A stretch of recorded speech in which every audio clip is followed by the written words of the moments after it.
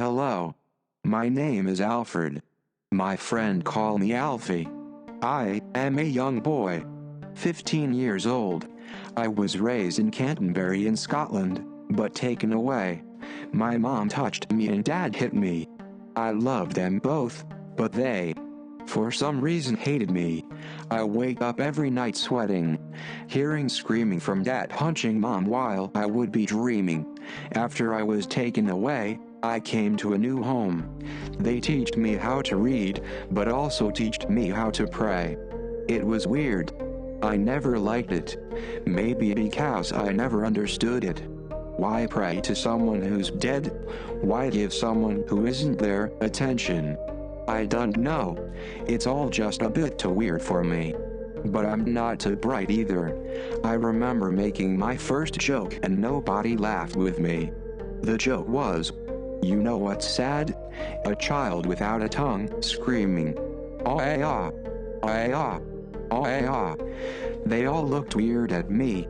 The worst part was seeing my crush look at me as if I was a serial killer. I cried. A lot.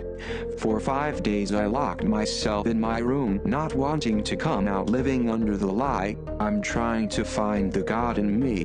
I cried. For some reason I found comfort in talking to myself. The one who answered was just so much nicer than everyone else. His name is Louis and he is my best friend. People usually ignore him, but that's what they do to me as well. So it's fine.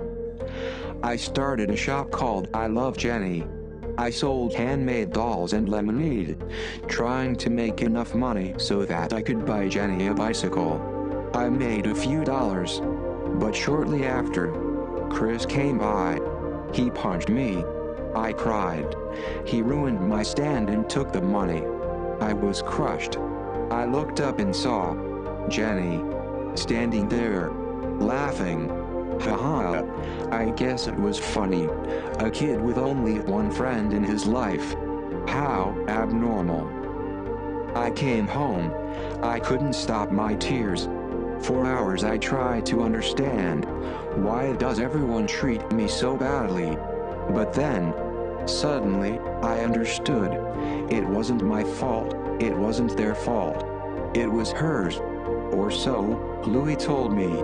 He told me that if she did not exist, you wouldn't be bullied. The arc of dominance would break, and you would stand alone, with no prejudice thought against you.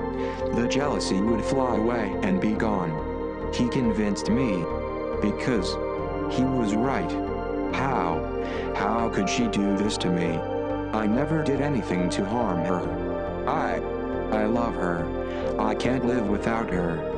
I tracked her down one night and dragged her in the forest. I ripped of her clothing while making jokes. She still didn't laugh. I don't understand. Why does she hate me? I love her so much, but she keeps screaming, "Get away, you creep, get away." I punched her. It felt good. I felt in control. I felt powerful. I punched her and punched her again. After a while, her screaming mean words turned to crying. Crying turned to mute sobbing. Sobbing turned to silence. No, she wasn't dead. She just laid still looking at me with a stiff face, saying, "Alfie, I know I have been mean to you, but don't you see? I love you." I kissed her. For the first time in my life, Jenny was smiling at me. But I couldn't stop. I punched her, kissed her, ripped her naked. I played on top of her with memories of Dad for some reason flashing in my head. After I was done, I laid down beside her. I told her she was not gonna leave me. She is stuck her forever. She didn't answer.